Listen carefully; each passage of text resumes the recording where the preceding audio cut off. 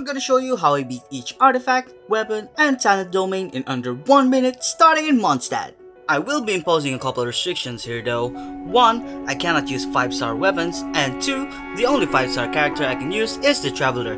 Let's start things off with Cecilia Garden. Now, this domain can be quite annoying since it increases your skill and burst cooldowns, and you can only negate this effect by cleansing the hydro applied by the domain.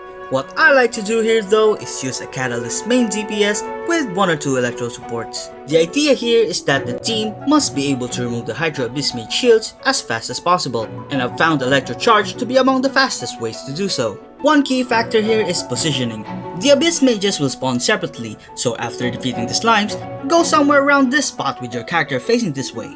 This lures the Abyss Mages to wherever your character is looking, making it very easy to bring the shields down with Electro Charge and defeat the Abyss Mages inside. In this team comp, I chose Ningguang both as my main DPS and my means of survival via crystallized shields. This allows me to run this domain without a healer, leaving more room for damage or utility.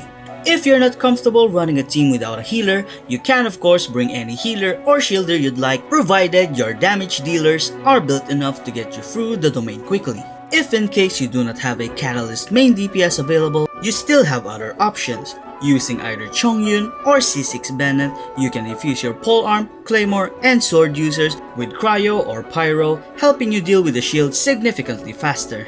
Up next, we have Forsaken Rift, an annoying domain that increases your stamina cost, making it harder to dodge or use charged attacks. Bennett is amazing here. He can get rid of the cryo shields very quickly, allowing you to pretty much use any team members you'd like. The domain starts with 3 cryo slimes. You'll want Bennett to hit all 3 with his burst by attacking the one in the middle. After that, 2 more cryo slimes will spawn, along with 1 cryo abyss mage. Keep attacking the Abyss Mage because the slimes will follow you, making it possible to deal with all 3 enemies in one go. And just like in Cecilia Garden, you'll want to use the same tactic to lure the 2 Cryo Abyss Mages that spawn next. You can then take them down together, saving you a lot of time. Pyro is your friend here, and so is Electro.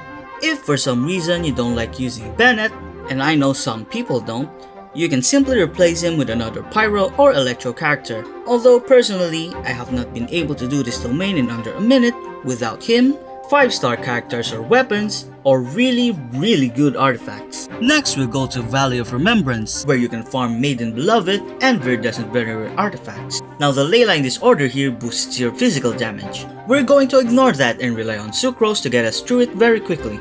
As in the previous 2 domains, positioning here is key. Go towards either left or right, then drop her burst towards the middle. This lures the furthest treasure hoarder towards us and getting them caught up in her burst. From this point onwards, all that's left to do is hit the enemies as hard as you can. With Sucrose present, the rest of your party can be whatever you'd like. As long as Sucrose can swirl something, literally anything works. Whether it be a burnt team comp with Kale and the Traveler, or something random like a freeze/shatter comp with Ningguang, Xingqiu, and Diona, it's that easy to finish this domain in under a minute. Moving on, we have Midsummer Courtyard, where you can farm Thundering Fury and Thunder Suitor artifacts. Overload is king here, but Overload yeets the enemies away from you, so again, we're going to need Sucrose to keep the enemies in one spot.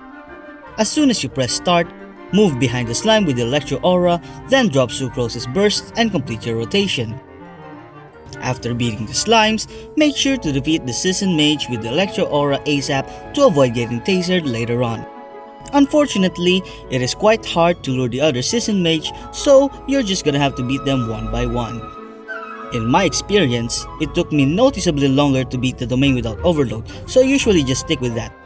I sadly didn't have much success with other team comps I've tried without relying on 5-star weapons and 5-star characters.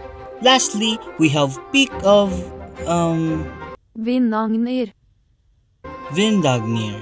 where you can farm Heart of Depth and Blizzard Strayer artifacts. Now the enemies here are Cryo, so just like in Forsaken Rift, you're gonna want Bennett or other Pyro units in your team. Electro here also helps, especially Beidou, since her burst can jump between the 2 targets. As soon as you start the domain, go to the right and use Bennett's burst when the Cryo Abyss Mage spawns in. You're gonna want to time your iframes to the Cryo Lavacher's attacks cause they do quite hurt when they hit. Keep focusing on the Abyss Mage until you beat it because the Lavacher will definitely follow you around. Keep watch of its jump attack as it can one-shot any under-leveled characters. I've also had some success with Electro Charge in this domain using Xingqiu and Fischl, but keep in mind that Xingqiu will apply Hydro to the active character, so expect to be frozen if you get hit by any of the enemy's attacks. Getting frozen can be fatal, especially when you're up against a raging Lawachurl. That is it for Mondstadt's domains. Next week we'll tackle Liyue. Subscribe for more.